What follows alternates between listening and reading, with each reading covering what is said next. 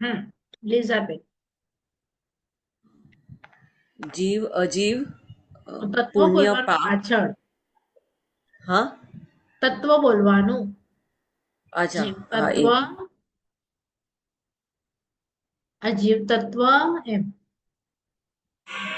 જીવ તત્વ, અજીવ તત્વ, પુણ્ય તત્વ, પાપ તત્વ, આશ્વર તત્વ, આશ્રવ. સંવર તત્વ, આશ્રવ. આશ્રવ. હમ હા આશ્રવ તત્વ, સંવર તત્વ, નિર્જરા તત્વ, બંધ હમ તત્વ અને મોક્ષ તત્વ. બરાબર. 9. 9. પારુલબેન ભેદ બોલશો જોઈને, સેકન્ડ ગાથામાં ભેદ આપ્યા છે. જીવ તત્વના ભેદ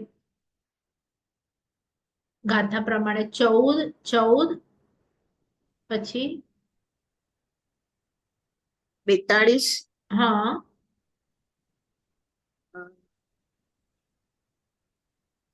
પછી સોરી, પણ હું છે ને સ્ક્રીન પર હા બુક જોઈ તમારો ખ્યાલ છે. નથી. ઓકે, હા, તો બુક નહીં હશે ને.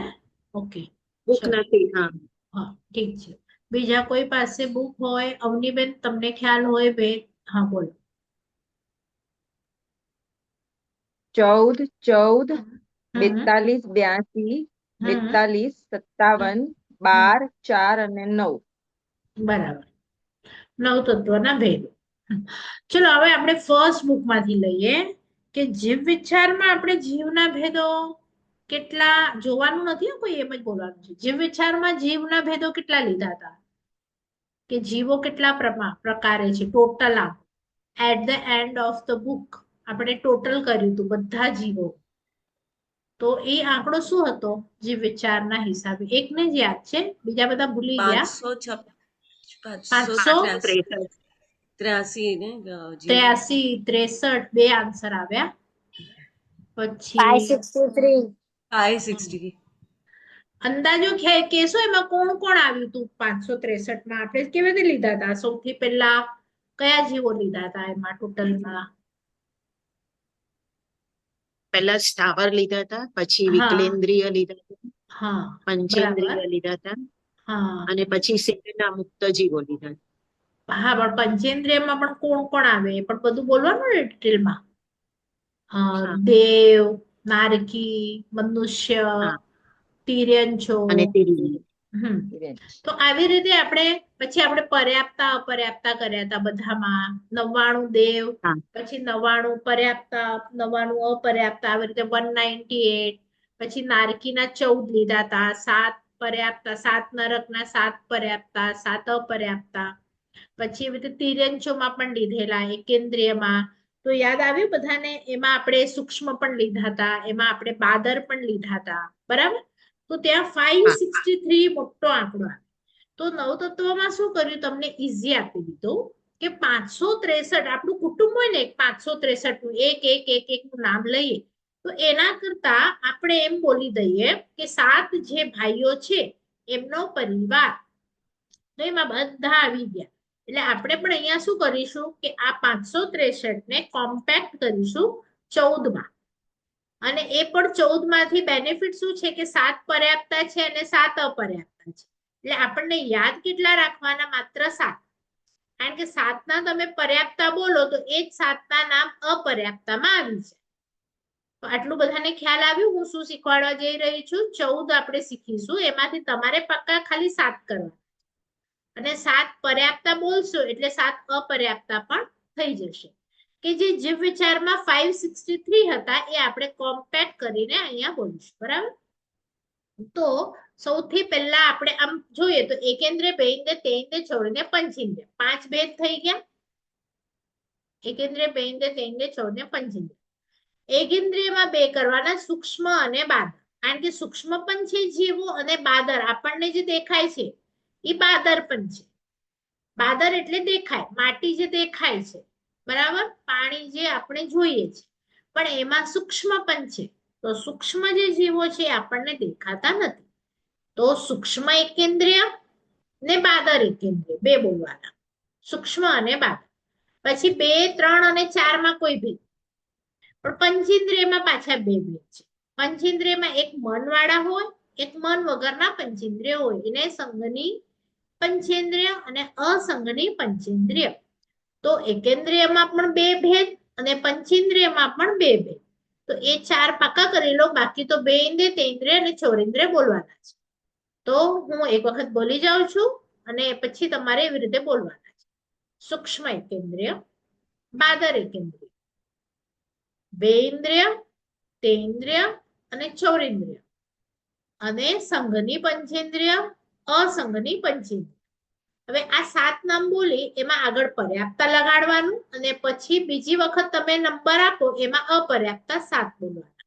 દાખલા તરીકે હવે હું પર્યાપ્તા બોલું છું. પર્યાપ્તા આગળ શબ્દ પકડવાનો અને સૂક્ષ્મ એકેન્દ્રિય, પર્યાપ્તા, બાદર એકેન્દ્રિય, પર્યાપ્તા, બે ઇન્દ્રિય, પર્યાપ્તા, તે ઇન્દ્રિય, પર્યાપ્તા, ચૌરિન્દ્રિય.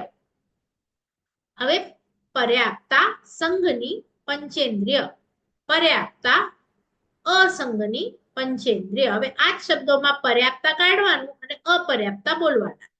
તો અપર્યાપ્તા સૂક્ષ્મ એકેન્દ્રિય, અપર્યાપ્તા બાદર એકેન્દ્રિય, પર્યાપ્તા હવે બોલવાનું જ નથી. અપર્યાપ્તા બે ઇન્દ્રિય, અપર્યાપ્તા તે ઇન્દ્રિય, અપર્યાપ્તા ચૌરિન્દ્રિય, અપર્યાપ્તા સંઘની પંચેન્દ્રિય, અપર્યાપ્તા અસંઘની પંચેન્દ્રિય. તો આમ તમારું સિક્વન્સ કરશો તો 14 થાય અને વચ્ચેથી લાઈન પાડી અને સામ સામે લખશો તો 7 લાઈનમાં તમારા 14 ભેદ આવી જશે.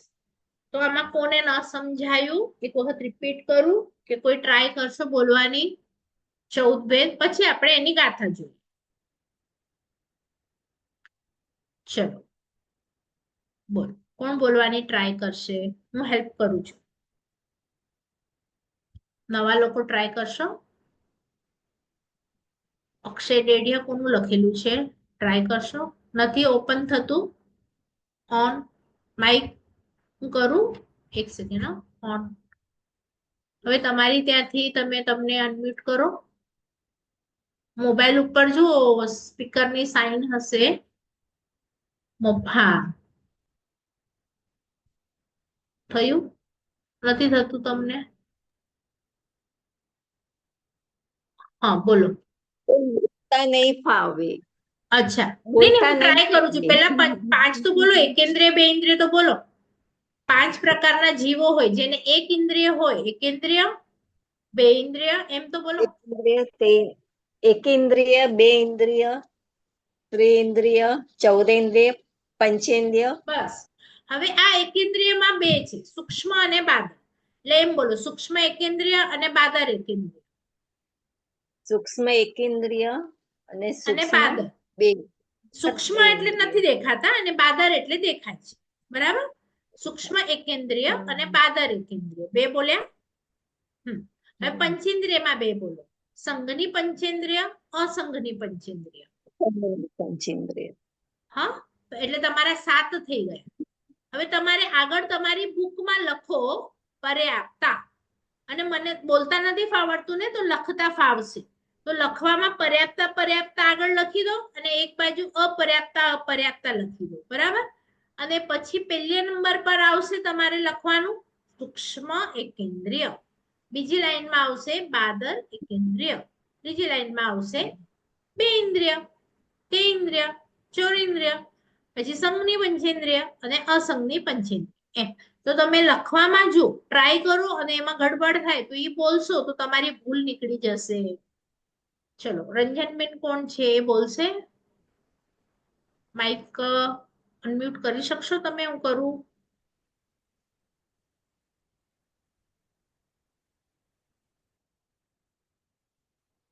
રંજનબેન છે કે નથી? એક ખાલી હેમલતા બેને મને કીધું હતું કે હું નીકળીશ. તો હજી કેમ બીજા 2-3 જણા નથી જોઈન થયા? અવનીબેન તમારા 8 જણા છે ને? ખાલી હેમલતા બેને મને મેસેજ કરેલો. પહેલા ક્લાસમાં બધા જ જોઈન થયા હતા, હેમલતાબેન અને ચંદ્રિકા હા એમણે આંટી, કીધું તું હું હિલદા સેકન્ડ માં નહીં હોઈશ એટલે ઈ એક અને નીકળી ચંદ્રિકા ગયા. આંટીના બીજા ઘરે એક હમણાં ગેસ્ટ હા, ચંદ્રિકા આંટીના ઘરે હમણાં ગેસ્ટ આવી ગયા એટલે એમણે ઓકે લીવ કર્યું છે કે હું પછી ઓકે સાંભળી લઈશ ઓકે એમ ઓકે કરીને. ઓકે હા એટલે બાકીના બે આપણે જણા જ નથી ને, બીજા 6 બધા છે જણા ને? છીએ. હા, હા અમે 6 જણા છીએ મને લાગે છે, અને 2 જણા લીવ કર્યું છે. Okay okay no issue. હા તો ચલો, કોણ ટ્રાય કરે છે? રંજનબેન ને ઇશ્યુ છે શું છે? હું હવે ઓળખતી નથી એમને બહુ. બોલી શકશે કે તમને પછી? નહીં તો મને એટલે એમને તમે અનમ્યુટ કરો, મને લાગે છે એમને છે ને મ્યુટ અને અનમ્યુટ કરતા નથી આવડતું. નથી આવડતું. ઓકે વાંધો નહીં, પણ પછી એ મને લખી અને ફોટો બતાવે. હા હા ચાલુ થયું તમારું. રંજનબેન બોલો, ટ્રાય કરશો? હા કરો. હા પેલા જોઈને નહીં, એમ જ બોલો, જેટલું તમને આવડે એટલું બોલો. 14 છે, એમાંથી પહેલું. હા એકેન્દ્રિય, હા, એકેન્દ્રિયમાં પેલા 2 છે એકેન્દ્રિય, પ્રકાર. સૂક્ષ્મ એકેન્દ્રિય, સૂક્ષ્મ અને બાદર એકેન્દ્રિય બીજો પ્રકાર. સૂક્ષ્મ અને બાહ્ય. ત્રીજો. હા, પછી 2 ઇન્દ્રિય, હા 3 ઇન્દ્રિય, હા 4 ઇન્દ્રિય, હા પંચેન્દ્રિય, સંઘની પંચેન્દ્રિય, પંચેન્દ્રિય, પંચેન્દ્રિય અને બાદર પંચેન્દ્રિય. અસંઘની પંચેન્દ્રિય. બાદર બાદર છે ને અસંગ. આમાં ના આવે, એ ખાલી એકેન્દ્રિયમાં જ આવે, સૂક્ષ્મ અને બાદર. પંચેન્દ્રિયમાં સંઘની અચ્છા. અને અસંઘની. સંઘની એટલે મન વાળા, અસંઘની એટલે મન વગર. બરાબર? હમ. આપણે મન વાળા હા. છીએ, એમ આપણા થૂક ઉપર, આપણા કચરો ઉપર જે પંચેન્દ્રિય ઉત્પન્ન થાય એ લોકો બધા અસંઘની પંચેન્દ્રિય. બરાબર? એ લોકો એકદમ નાના હોય, હા. તરત મરી જાય, પણ 5 ઇન્દ્રિય ધરાવનારા હોય, પણ એ લોકો અસંઘની હોય. આપણે લોકો સંઘની છીએ, મન વાળા છીએ. આપણને ખબર છે આપણું મૃત્યુ થશે, આપણે આ ગતિમાં જશું, પણ એ જે આપણા કચરા ઉપર જે ઉત્પન્ન થાય છે ને પંચેન્દ્રિય, એ લોકોને આવી કઈ વસ્તુ ખબર હોતી નથી, કારણ કે મન નથી એમ. અને આ 7 તમે બોલ્યા એ બરોબર છે, એટલા પર્યાપ્ત લખવાના અને અપર્યાપ્ત લખવાના, એટલે તમારા 14 ભેદ થયા. બરાબર? હવે આપણે ગાથા તરફ જઈએ. હું સ્ક્રીન શેર કરું છું. એમાં ગાથા નંબર 4. તો આ ગાથા નંબર એ લોકોએ શોર્ટમાં આપી છે. જો એકેન્દ્રિય, એમાં સુહુમ. હવે હું બોલું છું, 2 શબ્દ જોઈન્ટ થયેલા છે. સુહુમિયરા. સુહુમિયરા એટલે શું? 2 શબ્દ છે, સૂક્ષ્મ અને ઈતર. ઈતર એટલે બાદર. સૂક્ષ્મ અને બાદર. બરાબર? પણ તમારે ગાથામાં સુહુમિયરા છે, તો તમારે સુહુમિયરા જ પાકી કરવાની છે. પછી છે સાની ઈયર. સન્ની ઈયર એટલે સન્ની એટલે સંગની. ઈયર એટલે એના જેવું બીજું. તો એના જેવું બીજું કયું શબ્દ છે? સંગની અને અસંગની. તો જેવી રીતે સૂક્ષ્મ અને બાદર, એમ સંગની અને અસંગની. એ કોને લગાડવાનું છે શબ્દ? તો લખ્યું બાજુમાં, પનિંદિયા. પનિંદિયા એટલે 5 ઇન્દ્રિય વાળાને તમારે સંગની અસંગની લગાડવાનું છે, અને 1 ઇન્દ્રિય વાળાને તમારે સૂક્ષ્મ અને બાદર લગાડવાનું છે. પછી લખ્યું સ, બી, ટી અને ચૌ. એટલે શું? બીજા કોણ કોણ છે? 2 ઇન્દ્રિય. બી એટલે 2 ઇન્દ્રિય, ટી એટલે તેન્દ્રિય, અને ચૌ એટલે ચૌરેન્દ્રિય. એટલે એકેન્દ્રિય, પછી 2 ઇન્દ્રિય, તેન્દ્રિય, ચૌરેન્દ્રિય. અને નીચેની લાઈનમાં લખ્યું છે કે અપજ્યતા, પજ્યતા એટલે કે અપર્યાપ્તા અને પર્યાપ્તા. ક્રમેણ એટલે ક્રમથી 14 ભેદ છે જીવના. 14 એટલે કે 14 જ્યઠાણા એટલે જીવના સ્થાન છે. એટલે કોઈ પણ જીવ હોય એ આ 14 માં જ હોય. કયા 14 માં? તો આપણે હમણાં જોયા, તો એને હું ડિટેલમાં ખોલું છું. જો આ લખેલા છે, તમે જે હમણાં બોલવાના હતા ને, એકેન્દ્રિય, 2 ઇન્દ્રિય, તેન્દ્રિય, ચૌરેન્દ્રિય, પંચેન્દ્રિય. અને પછી અહીંયા લખ્યું છે કે સૂક્ષ્મ એકેન્દ્રિય અને બાદર એકેન્દ્રિય. તો સૂક્ષ્મ માટે શું લખ્યું? નંબર 1 માં જો, સૂક્ષ્મ જીવો 14 રાજલોકમાં ઠાસીને ભરેલા છે. પર્વત પ્રમુખને ભેદીને જે આવાગમન કરી શકે, એ લોકોને વોલ કે એવું કઈ નડે નહીં, આપણને જેમ નડે તેમ. કોઈ વસ્તુથી છેદાય નહીં, ભેદાય નહીં, બળી શકે નહીં, ચર્મ ચક્ષુથી જોવાય નહીં, મનુષ્યના કોઈ ઉપયોગમાં આવે નહીં. એટલે આપણે એમની દ્રવ્ય હિંસા કરી શકીએ નહીં. ભાવ હિંસાથી જીવ કર્મ બાંધી શકે. સૂક્ષ્મ નામ કર્મના ઉદયથી સૂક્ષ્મતાને પામેલા સૂક્ષ્મ એકેન્દ્રિય જીવો છે. એમને કયું નામ કર્મ છે? તો કે છે સૂક્ષ્મ નામ કર્મ છે. હવે આ કર્મ ગ્રંથનો વિષય છે કે આપણે જન્મ્યા ત્યારે આપણે જ્યારે અગલા ભાવમાં મર્યા ત્યારે આપણી પાસે બાદર નામ કર્મ હતું, એટલે દેખાઈ શકીએ એવા. તો અને પંચેન્દ્રિય પણ મળ્યું આપણને. પણ આ લોકો જીવોને મર્યા ત્યારે પુણ્ય ઓછું હતું, એટલે એ લોકો સૂક્ષ્મ એકેન્દ્રિયમાં જન્મ લીધો છે કે કોઈકને દેખાય જ નહીં, એટલા સૂક્ષ્મ કે તમે આગ લગાડો તો પણ ન મરે, તલવારથી મારો તો પણ ન મરે. એ લોકોનું પોતે જ જીવન મૃત્યુ ચાલુ. ચલો બીજા જે છે ચર્મચક્ષુથી જોઈ શકાય, એ લોકોને બાદર નામ કર્મનો ઉદય છે. હવે જો બાજુમાં નામ કર્મ આવ્યું તો 8 કર્મો છે અલગ અલગ, એમાં એક નામ કર્મ છે. તો આપણને બાદર નામ કર્મ છે, તો આ જીવોને પણ બાદર નામ કર્મ છે. પણ આ લોકો પાસે પુણ્ય હજી ઓછું કે એ લોકોને ભગવાને એક જ ઇન્દ્રિય આપી, અને આપણે બાદર વાળા છીએ પણ આપણે પંચેન્દ્રિય છે. તો આ લોકો માટે આવા એકેન્દ્રિય જીવો બાદર એકેન્દ્રિય જીવો છે, જે લોકોને આપણે જોઈ શકીએ છીએ. હમણાં છેદાય ભેદાય અગ્નિથી બાળી શકાય એવા. પછી બે ઇન્દ્રિય માટે શું લખ્યું કે સ્પર્શ અને રસનેન્દ્રિય એવી બે ઇન્દ્રિય છે. એ લોકોનું એક્ઝામ્પલ છે શંખ, કોળી, અળસિયા. જો બે ઇન્દ્રિય એટલે કોઈ પણ બે ઇન્દ્રિય ના પકડી શકો તમે. આ સ્પર્શનેન્દ્રિય હોય એકેન્દ્રિયને, અને બે ઇન્દ્રિય ને સ્પર્શનેન્દ્રિય અને રસનેન્દ્રિય આ જ બે ઇન્દ્રિય હોય. એટલે 3 વાળાને હવે આગળ વધીને નાક મળશે. તો એ 3 એટલે ઘ્રાણેન્દ્રિય, એ 3 ઇન્દ્રિયો વાળો હોય, અને એનું એક્ઝામ્પલ છે માકડ અને જૂ, ધનેડા. અને પછી પંચેન્દ્રિય ચૌરેન્દ્રિય માટે આપ્યું છે કે આંખ મળી જાય ચૌરેન્દ્રિયમાં, એમાં માખી, મચ્છર, પતંગિયું.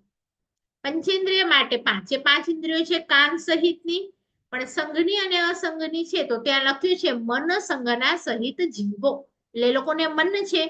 અને નીચે લખ્યું મન વિનાના જીવો, અસંઘની. તો આમ 7 ભેદ થયા. અને એ બધા આપણે પર્યાપ્તા કે અપર્યાપ્તા? તો આપણે બધાએ પર્યાપ્તિ પૂરી કરી છે, માટે આપણે લોકો પર્યાપ્તા. પણ જે લોકો આપણા ઉપર જે નાના નાના પંચેન્દ્રિય અસંગની ઉત્પન્ન થાય છે ને, એ લોકો અપર્યાપ્તામાં જ મરી જાય, પર્યાપ્તિ પૂર્ણ કરે જ નહીં. તો જે લોકો પૂરી ન કરે એ લોકો અપર્યાપ્તા કહેવાય. અને આપણે પર્યાપ્તિ વિશે જે વિચારમાં થઈ ગયો છે ને, આમાં પણ પાછળની ગાથામાં આવશે. તો અહીંયા તમારે આવી રીતે 14, જો હવે આપણે જોઈશું ને, તો જેને ફાવતું નહીં હતું બોલતા કે લખતા, તો આ તમારે આ જે મંગળવારનો ક્લાસ છે ત્યાં સુધી એક વખત 14 નામ રોજે બોલી જવાના, કે 9 નામ પેલા 9 તત્વના બોલવાના. હવે આ 14 નામ તમને યાદ રહી જાય તો નેક્સ્ટમાં તમારી ઓલી જે ગાથા હતી, ગાથા નંબર 2, તો એનું યાદ રહી જશે કે જીવના ભેદ 9 તત્વ પ્રમાણે કેટલા? તો કે 14. અને જીવ વિચાર પ્રમાણે કેટલા? તો એ બંનેનો આંકડો તમારે યાદ રાખવો. જીવ વિચાર હિસાબે મોટો આંકડો આવશે, 9 તત્વ હિસાબે નાનો આંકડો આવશે. બરાબર? તો આ જે 14 નંબર છે એમાંથી આપણો નંબર હું પૂછું શેમાં આવે તો કોણ નંબર કહેશે? ખાલી નંબર કહો તમે. આ 14 નંબર માંથી આપણો નંબર શેમાં છે? નંબર કયું? 11મો છે ને આમાં. બરાબર છે. સંઘીય કોણ બોલ્યું? 11મો. 11મો. બરાબર બરાબર. હમણાં તમારા રૂમમાં જે માખી છે એનો નંબર આ 14 માંથી શેમાં આવે? તમારા રૂમમાં જે માખી છે એનો નંબર શેમાં આવે? 5 નંબર, બે પાંચમાં આવે. ઇન્દ્રિય પર્યાપ્તા. બે ઇન્દ્રિય પર્યાપ્તા. 5 માખી 5 માં આવે. ત્યાં તમે 5 નંબરમાં જુઓ કે કેટલામો નંબરનો જીવ છે માખી? ચૌરિન્દ્રિય એટલે 9મા નંબર, પર્યાપ્તિ ચૌરિન્દ્રિય. હા. ચૌરિન્દ્રિય પર્યાપ્તા. બરાબર, ખ્યાલ આવ્યું? તો તમારે શાસ્ત્રમાં એમ લખેલું હોય એક પર્યાપ્ત ચૌરિન્દ્રિય જીવ, તો એમાં તમે કોને કોને લો એ તમને ખબર હોવી જોઈએ. ત્યાં કઈ ડિટેલ નહીં આપે. પર્યાપ્તો તે ઇન્દ્રિય જીવ, તો એ તમને આવડવું જોઈએ તે ઇન્દ્રિયમાં કોણ આવે. એટલે તો આપણે જીવ વિચાર પેલા કર્યું, પછી 9 તત્વ કરીએ છીએ. બરાબર, એટલે કોને 2 ઇન્દ્રિય મળી છે, કોને 3 મળી છે, કોને 4 મળી છે, થોડુંક રીડ કરજો તો બંને સાથે થઈ જશે. બરાબર, ચલો એના પછીનો ક્વેશ્ચન. આપણે ગર્ભમાં હતા ત્યારે આપણે જન્મ્યા, પણ બીજા ઘણા જીવો લાખોના હિસાબે મરી ગયા, એ લોકો જન્મી નહીં શક્યા, તો એ લોકોનો નંબર શેમાં આવશે? 12 નંબર સંઘની 12 પંચેન્દ્રિય નંબર અપર્યાપ્ત. અપર્યાપ્ત. સંઘની પંચેન્દ્રિય અપર્યાપ્ત. હા, ચલો હવે આપણા કચરા ઉપર જે ઉત્પન્ન થાય છે એમનો નંબર શેમાં આવશે? અસંગની પંચેન્દ્રિય અપર્યાપ્તા. બરાબર, 14 નંબર. બરાબર, ચલો તમારે હિલ સ્ટેશન પર ગયા, ત્યાં તમને બરફ દેખાયું, તો એ બરફનો નંબર શેમાં આવશે? એકેન્દ્રિય. ખાલી બાદર એકેન્દ્રિય? એકેન્દ્રિય પર્યાપ્ત. બાદર. હા, એટલે ત્રીજો નંબર. 3 નંબર. બરાબર, એટલે તમે જેટલું બોલશો એની સામે એક્ઝામ્પલ. હવે તમારું રૂમ છે, હમણાં તમે બેઠા છો, એ રૂમમાં ઠાંસીને પૃથ્વીકાય, અપકાય, તેવું જે તમને દેખાતા નથી, તો એ શેમાં આવશે? સૂક્ષ્મ એકેન્દ્રિય અપર્યાપ્ત. પહેલો નંબર. હવે તમને, હા, એટલે તમને ખ્યાલ આવવું જોઈએ કે સૂક્ષ્મમાં કોણ આવે, બાદરમાં કોણ આવે, એકેન્દ્રિયમાં કોણ આવે, બેન્દ્રિયમાં કોણ આવે, થોડુંક ખ્યાલ આવે. બરાબર, હવે આગળ જઈએ. આ ગાથા નંબર 4 હતી, જેમાં 14 નામ આપણને આપ્યા. હવે આ ગાથા મોટી છે, 5મા નંબરની, તો આપણે નેક્સ્ટ ટાઈમ બંને ક્લાસ જે છે એ 5મા નંબરની ગાથાને આપીશું. 5 નંબરની ગાથા બંને સાથે કરીશું. આ જુઓ ગાથા નંબર 6. આ હવે તમને યાદ આવશે, હમણાં જે આપણે પર્યાપ્તા ને અપર્યાપ્તા કર્યા ને, એ મને કોણ કહેશે જીવ વિચારમાં આપણે કર્યું હતું અને કેટલી પર્યાપ્તિઓ હતી? યાદ આવ્યું કોઈને? આપણે કરી હતી પર્યાપ્તિ ક્યારે હોય, શું કરવાનું હોય એમાં, કઈ યાદ આવ્યું? આપણે મેં કીધું તું, માતાના ગર્ભમાં જ્યારે આપણો જન્મ થાય ત્યારે આપણે શું કરીએ? તો ખાલી આપણો પર્યાપ્તિ આત્મા જ પૂરી હોય, થાય. એના ઉપર શરીર તો છે નહીં, તો આપણે શું કરીએ? માતાના ગર્ભમાંથી આહાર લઈએ, એ આહાર લઈને શરીર બનાવીએ, પછી શરીર બને તો ધીરે પર્યાપ્તિ. ધીરે એમાં ઇન્દ્રિય બને, પછી નાક બન્યું તો શ્વાસોશ્વાસ બને, પછી મોઢું બન્યું તો ભાષા બને, અને છેલ્લે આપણું મન બને. તો એમ 6 પર્યાપ્તિ આપણને પૂરી કરવી પડે, પંચેન્દ્રિય. તો એકેન્દ્રિયને અલગ હોય, બેન્દ્રિયને અલગ હોય, તેન્દ્રિયને અલગ હોય. તો આ એની માટે છઠ્ઠી ગાથા છે, જે આપણી જીવ વિચારમાં થઈ ગઈ છે. એટલે આપણે ખાલી એક વખત જોઈ લઈએ છે આ ગાથા શું કે છે આમાં, કે 6 પર્યાપ્તિના નામ. તો આહાર, શરીર, ઇન્દ્રિય, પછી જે પદ્ધતિ આણ પાણ ભાસ મળે, એટલે શું? પહેલી તો આહાર શબ્દ ઈઝી છે, બીજો શરીર શબ્દ ઈઝી છે, ત્રીજો ઇન્દ્રિય શબ્દ ઈઝી છે. પછી જે આપ્યું છે ને એ શું છે? શ્વાસોશ્વાસ, ભાષા અને મન, છેલ્લે મળે છે. મળે એટલે મન, ભાષે એટલે ભાષા, અને આણપાણ એટલે શ્વાસોશ્વાસ. આ પદ્ધતિ એટલે પર્યાપ્તિ 6 છે. હવે નીચે શું લખ્યું? 14 એટલે કોની માટે? તો આપણે સમજવાનું, એકેન્દ્રિય માટે 14 કહે છે. તો કઈ 4 હોય? એ લોકોને મોઢું જ નથી મળ્યું, એટલે આહાર, શરીર, ઇન્દ્રિય અને શ્વાસોશ્વાસ, પહેલી 4. પછી 5 તો એ કોને મળી છે? તો જેની પાસે 2 ઇન્દ્રિય અને તે ઇન્દ્રિય, એ લોકો પાસે આ. પછી શું લખ્યું? 6.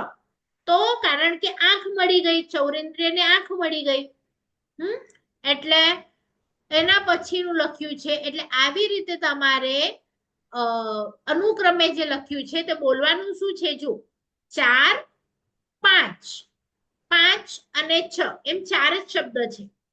તો એકેન્દ્રિય પછી 2 ઇન્દ્રિય, તે ઇન્દ્રિય, ચૌરેન્દ્રિય નથી આપ્યું, વિકલેન્દ્રિય આપ્યું. વિકલેન્દ્રિય એટલે શું પકડવાનું? જે વિચારમાં આપણે જોયું હતું, 2 ઇન્દ્રિય પણ આવે એમાં, તેન્દ્રિય પણ આવે ઇન્દ્રિય અને અને ચૌરિન્દ્રિય પણ ચૌરિન્દ્રિય. આવે. તો 4 કોની માટે આપ્યું? એકેન્દ્રિય માટે. 5 કોની માટે આપ્યું? તો 2 ઇન્દ્રિય, તેન્દ્રિય, ચૌરિન્દ્રિય માટે. પછીનું જે 5 છે તે કોની માટે આપ્યું? તો અસંગની પંચેન્દ્રિય, એટલે કે આપણી સાથે હોય પંચેન્દ્રિય પણ મન નથી, એટલે એમને ભાષા છે. અને એના પછી આપણે સંઘની પંચેન્દ્રિય માટે 6 આપ્યું. તો આ ગાથા કોને ન સમજાય? હું 2 સવાલ પૂછું છું, તમે જવાબ આપો બધા. પર્યાપ્તિ કેટલી છે? ટોટલ પર્યાપ્તિ કેટલી છે? 6 પર્યાપ્તિ. બરાબર. મને નામ લાઈનમાં જ જોઈએ. ક્યારે પણ કોઈ પણ ઉઠીને પૂછે, તમે ભાષા અને મનથી સ્ટાર્ટ ન કરી શકો. જેવી રીતે આપણે એકેન્દ્રિયથી પંચેન્દ્રિય લાઈનમાં બોલીએ છીએ, એવી રીતે પર્યાપ્તિ પણ ઓલવેઝ લાઈનમાં બોલવાની. કઈ કઈ આવશે? કોણ બોલશે? જોઈને પણ બોલો અને મોઢે આવડતી હોય તો એમ પણ બોલો. પહેલા કઈ પર્યાપ્તિ જોઈએ જીવને? માતાના ગર્ભમાં આવે ને એટલે આહાર કરે પેલા. આહાર. હવે તમને થશે આહાર કેવી રીતે લે છે? એમની પાસે તો હજી મોઢું જ નથી બન્યું. એવો સવાલ થયો તો શું જવાબ મળ્યું એમાં? કયો આહાર કરે? તમે દંડક ભણશો ને ત્યારે આવશે એમાં કે આહાર 3 પ્રકારના. બરાબર. એક આહાર હોય જે આપણે આ રોમથી લઈએ, પછી બીજો આહાર હોય જે મુખથી લઈએ, અને જે ત્રીજો આહાર છે જે આપણે જન્મ વખતે માત્ર આપણો આત્મા હોય અને ઈ આત્મા જ એબ્ઝોર્બ કરે, એટલે એની પાસે મોઢું હોય એવું જરૂરી નથી. તો ઓજ આહાર કહેવાય. ઓજ, રોમ અને લોમ. બરાબર. તો ઈ આહાર છે. એટલે આહાર પર્યાપ્તિ. પછી આહાર લઈ અને શું બનાવે? શરીર. શરીર. પછી શરીર બને એટલે શું બને? ઇન્દ્રિય. હા, ઇન્દ્રિય બને એટલે આપણું આ ઇન્દ્રિય બની એટલે શ્વાસોશ્વાસ.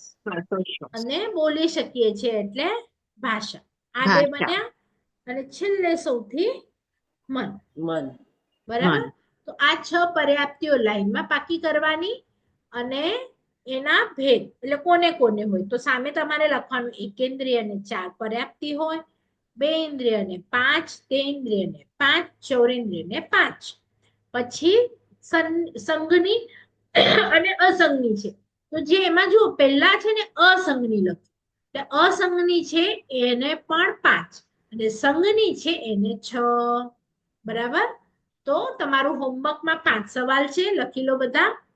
એ 5 ના નેક્સ્ટ ટાઈમ આપણે જવાબ લખવાના છે. ઈઝી છે. જે ગાથાઓ હમણાં આપણે કરી, 9 તત્વના નામ, 9 તત્વના ભેદ, 9 તત્વના નામ, 9 તત્વના ભેદ, જીવ તત્વના ભેદ, એટલે કે તમારે 14 લખવાનું છે અને 14 કયા છે એ લખવાનું છે. 6 પર્યાપ્તિ અને એકેન્દ્રિયથી પંચેન્દ્રિયને કઈ કઈ પર્યાપ્તિ હોય છે એટલે તમારે ડિટેલમાં એ પર્યાપ્તિ લખવાની છે. અને નેક્સ્ટ ટાઈમ આપણે ગાથા નંબર 5 કરીશું. આજે આપણે 6ઠ્ઠી કેમ કરી? કારણ કે આપણું જે વિચારમાં થયેલી છે એટલા માટે. બરાબર. હવે નેક્સ્ટ ટાઈમ આપણે પ્રાણ કરીશું. તો આ પ્રાણ પણ આપણા થયેલા છે જે વિચારમાં, પણ આપણે આજે કેમ નથી લેતા? કારણ કે એનો આંકડો 6 છે પર્યાપ્તિનો અને પ્રાણનો આંકડો 10 છે. તો તમારું બંને કન્ફ્યુઝન ન થાય. પણ ગાથા નંબર 7 પણ આપણી જે વિચારમાં થઈ ગઈ છે. તો નેક્સ્ટ ક્લાસમાં તમારે મને એ ગાથા નંબર કહેવાનું છે જે વિચારમાં, કે જે વિચારમાં તમે પર્યાપ્તિ અને પ્રાણ કઈ ગાથામાં શીખ્યા હતા. તો એ ગાથાનો નંબર તમારે નેક્સ્ટ ક્લાસમાં કહેવાનો છે. બરાબર. પર્યાપ્તિ અને પ્રાણ એ જે વિચારમાં કેટલામી નંબરની ગાથા હતી એ તમારે કહેવાનું છે. તો આટલા સવાલો હતા. અને નેક્સ્ટ ટાઈમ આ ઇમ્પોર્ટન્ટ ક્વેશ્ચન છે એટલે બધા અટેન્ડ કરજો કે જીવના લક્ષણો શું છે. એની ગાથા છે ગાથા નંબર 5. કે જીવ એ કેવી રીતે ખબર પડે, એના લક્ષણો શું છે, તો એ આપણે ડિટેલમાં જોઈશું. કારણ કે આ દુનિયામાં તો જીવ અને અજીવ બંને વસ્તુઓ છે. તો આ હું જીવ છું કે હું અજીવ છું કેવી રીતે ખબર પડશે? તો અહીંયા એમના લક્ષણો જ્ઞાની ભગવંતોએ આપ્યા છે, તો એ લક્ષણોથી આપણે જોઈશું. જો આ જ્યાં સુધી ખબર ન હોય ને ત્યાં સુધી આપણને સમ્યક્ત્વ આવે જ નહીં. શા માટે ન આવે? કારણ કે જન્મથી હમણાં સુધી મને લાગતું હતું કે આ હું છું, પણ અહીંયા જે એમના લક્ષણ આપ્યા છે એમાં એમણે કલર, ગંધ, રસ એ કંઈ આપ્યું જ નથી. તો પછી એ લક્ષણો તમને અજીવ તત્વમાં આવશે કે અજીવમાં વર્ણ, ગંધ, રસ, સ્પર્શ હોય છે. તો એનો મતલબ કે મને જે હમણાં મિરરમાં દેખાય છે, જેનો કલર છે સફેદ કે કાળો, કે જેમાં એક સ્મેલ આવે છે, કે જેનો એક ટચ છે, તો એ બધું અજીવને છે. તો ઇટ મીન્સ કે આ બોડી અજીવ છે. આવી રીતે આપણને જોઈશું. અને હું અગર ચેતન છું તો પછી મારું લક્ષણ શું છે? તો આ જે અહીંયા બતાડ્યા છે એ લક્ષણ છે. લક્ષણ કોને કહેવાય અને કેવું હોય એ આપણે થોડું ડિટેલમાં જોઈશું. તો ગાથા નંબર 5 એમાં જ મારા ખ્યાલથી બંને ક્લાસ તમારા જશે. તો અને સમય હશે તો આપણે એક વખત પ્રાણને કરી લઈશું. એટલે લગભગ તમારું જીવ તત્વ છે પહેલું, કે જીવને ઓળખો, એ પૂરું થશે. તો કઈ અઘરું લાગ્યું તમને? કારણ કે જીવ વિચારમાં પણ આપણે જીવ કર્યું હતું, અહીંયા પણ આપણે જીવ કરીએ છીએ. તો જીવને કઈ રીતે જોઈશું કે જીવના લક્ષણો કયા છે? જેવી રીતે કે તમે મને ઓળખવું હોય તો મારું ગામ કયું છે, મારું પિયરનું ગામ કયું છે, મારા ફેમિલીમાં કોણ કોણ, જેમ તમને સવાલ થાય તો એમ જો જીવને ઓળખવું હોય તો આપણને સવાલ થવા જોઈએ કે જીવ એટલે શું, એના ભેદ કેટલા, એના પ્રાણ કેટલા, એના પર્યાપ્તિ કેટલી, એના લક્ષણ શું. તો આ બધા સવાલોથી તમે જીવ તત્વને થોડુંક ઓળખી શકો. બરાબર?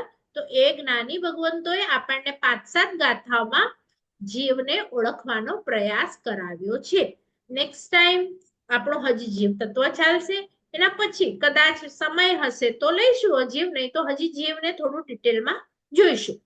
તો આ જીવ તત્વ અને અજીવ તત્વ જાણવાનો ફરક એટલો છે કે જો તમે ખાલી આ બે તત્વને શીખી ગયા તો એ આજથી તમને થશે કે જે મને દેખાય છે એ જો અજીવ હોય તો હું અજીવને પંપાડું, કે હું પોતે જો જીવ છું તો જીવની પ્રોપર્ટી વધારવા માટે મહેનત કરું કે અજીવને વધારવા માટે મહેનત કરું. આને હજી વધારે ગોરો બનાવવું કે મારું જે હું જે ઓરિજિનલી છું, જે મૃત્યુ પછી બીજા ભાવમાં જઈશ, એને બ્યુટીફાઈ, એને શણગાર એમ. તો તમારું આજથી તત્વચિંતન શરૂ થવું જોઈએ. એટલા માટે એ લોકોએ કે તું ભાઈ જીવ છે અને તું જળમાં બહુ પાછળ પડ નહીં, તો એ સમજાવવા માટે આપણને આ બધી વસ્તુ એ લોકોએ ભણવા માટે કીધી છે. તો આ 9 તત્વ જો જ્યારે તમે ભણશો ને એક પછી એક તત્વ, કે હું જીવ છું અને હું રહું છું જળની અંદર, એટલે મારે આ જળની અંદર જીવ રહે છે. એટલે આપણે સમજો ઝૂંપડપટ્ટીમાં રહેતા હોઈએ ને તો ત્યાંનું થોડું કલ્ચર એડોપ્ટ કરીએ, પણ જો તમે બંગલામાં રહેતા હો તો ત્યાંનું કલ્ચર એડોપ્ટ કરો. તો હું આની અંદર જળની અંદર દર ભાવમાં મને જળની અંદર રહેવા મળે છે, તો હું જળનું કલ્ચર તો મારા જીવમાં વધારે ડેવલપ નથી થઈ રહ્યું. દાખલા તરીકે હમણાં પણ આપણને છે ને વધારે વેલ્યુ જળની હોય છે, જીવની એટલી હોતી નથી. તમે તમારી ગાડી સાથે ફોટો પડાવશો, તમે તમારા નેકલેસ સાથે ફોટો પડાવશો, તો નેકલેસ અને ગાડી એ બંને જળ છે કે જીવ છે? તો જળ છે. તો તમને જીવની વેલ્યુ વધારે હોય કે જળની વેલ્યુ વધારે હોય? કરોડપતિ, અબજોપતિ કેવળ જ્ઞાન કોની પાસે રહેલું છે? શક્તિઓ કોની પાસે રહેલી છે? જળ પાસે કે જીવ પાસે? તો જીવ આપણે છીએ છતાં પણ આપણી શક્તિની આપણને વેલ્યુ નથી.